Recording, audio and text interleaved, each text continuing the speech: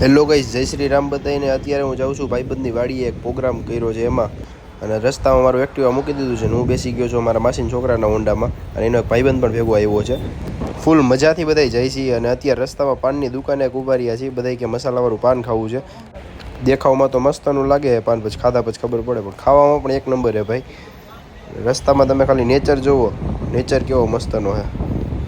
આવું વાતાવરણ મને બહુ ગમે. પછી રસ્તામાં બહુચર માતાજીના મંદિરના દર્શન કર્યા. તમે પણ બધાય કરી લ્યો દર્શન. અને વાડીએ ફાઇનલી પહોંચી ગયા છે ને બધા બેઠા છીએ ભાઈબંધ દોસ્તાર. જો આ રીતનો કંઈક નજારો છે. અને એક ભાઈબંધ સાઈસ લઈને આવ્યો તો સાઈસ ઢોઈ રહ્યા આવતા ભેગી જ. અને અત્યારે બધા જો બનાવે છે, તૈયારી કરે છે. અને અમે સાઈડમાં બધા બેઠા છીએ. પછી બધા કે થોડા ગરબા રમી નાખીએ, તો બધા ગરબા રમે છે જુઓ. અને બધું રેડી થઈ ગયું છે. જો આ છે ગિરનારી ખીચડી અને છાઈસ.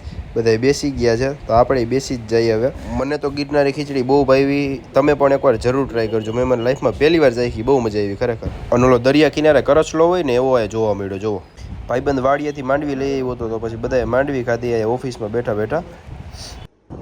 હવે ગામડેથી અમે રિટર્ન થઈ ગયા છીએ રાજકોટ તરફ. જો તમને વિડીયો જોવાની મજા આવી હોય તો લાઈક કરી નાખજો, અને સારી એવી કોમેન્ટ કરી નાખજો, અને નવા હોય તો સબસ્ક્રાઈબ કરી નાખજો. બાય.